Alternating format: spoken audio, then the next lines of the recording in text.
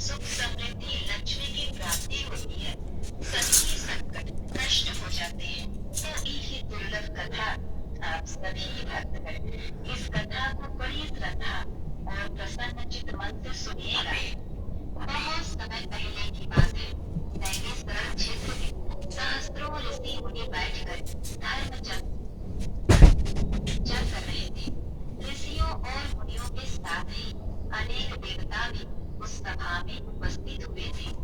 उन ऋषि मुनियों के मध्य सूत जी महाराज उसी प्रकार सुशोभित हो रहे थे, जिस प्रकार से तारागणों के मध्य चंद्रमा सुशोभित होता है।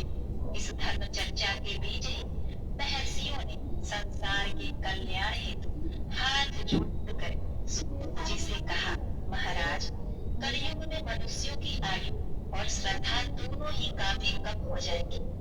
लोग अल्प आयु होंगे, महिलाओं की संख्या। नमः शिवाय। प्रेम से बोलिए जीवतिया माता की जय। प्रिय भक्तगणों, आज कृष्ण पक्ष अश्विन माह की सप्तमी तिथि है और आज ज्योतिया व्रत की नहाय खाए का दिन है। आज से ही ज्योतिया व्रत प्रारंभ हो रहा है, जो 3 दिन का बड़ा ही कठिन व्रत माना जाता है। आज हम ज्योतिया व्रत की असली नहाय खाए कथा का श्रवण करेंगे। ऐसी मान्यता है कि इस पवित्र व्रत कथा को सुनने वाली स्त्री को कभी संतान वियोग नहीं सहना पड़ता। ज्योतिवाहन भगवान की कृपा से माता जब तक जीवित रहती है, तब तक उस स्त्री के पुत्र का कोई जाल भी बांका नहीं कर सकता। इस ज्योतिया व्रत को करने तथा कथा को सुनने से संतान की प्राप्ति होती है। संतान दीर्घ आयु वाला होता है, सुख समृद्धि लक्ष्मी की प्राप्ति होती है, सभी संकट नष्ट हो जाते हैं। तो आज हम श्रवण करेंगे भगवान ज्योतिवाहन की बड़ी ही दुर्लभ कथा। आप सभी भक्तगण इस कथा को बड़ी श्रद्धा और प्रसन्न चित्त मन से सुनिएगा। बहुत समय पहले की बात है, नैनीसरण क्षेत्र में सहस्त्रों ऋषि मुनि बैठकर धर्म चर्चा कर रहे थे। ऋषियों और मुनियों के साथ ही अनेक देवता भी उस सभा में उपस्थित हुए थे। उन ऋषि मुनियों के मध्य सूत जी महाराज उसी प्रकार सुशोभित हो रहे थे, जिस प्रकार से तारागणों के मध्य चंद्रमा सुशोभित होता है। इस धर्म चर्चा के बीच ही महर्षियों ने संसार के कल्याण हेतु हाथ जोड़कर सूत जी से कहा, महाराज, कलयुग में मनुष्यों की आयु और श्रद्धा दोनों ही काफी कम हो जाएंगी। लोग अल्प आयु होंगे, महिलाओं की संतानें बचपन में ही मरने लग जाएंगी और माता पिता के जीवित रहते ही उनके पुत्र मर जाया करेंगे। एक ऋषि ने हाथ जोड़कर आगे कहा, महाराज, इस भीषण विपत्ति से बचने का कोई उपाय होगा? सूत जी बोले, आपने बहुत ही उत्तम प्रश्न पूछा है।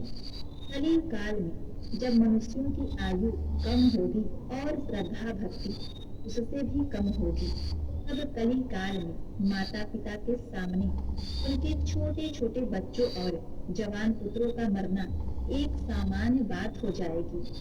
उस समय जो भी माता नियम पूर्वक इस जीवित पुत्र का व्रत को करेंगे, उसके सभी पुत्र पूरी आयु तक जीवित रहेंगे। माता पिता के रहते हुए किसी भी पुत्र की मृत्यु नहीं होगी।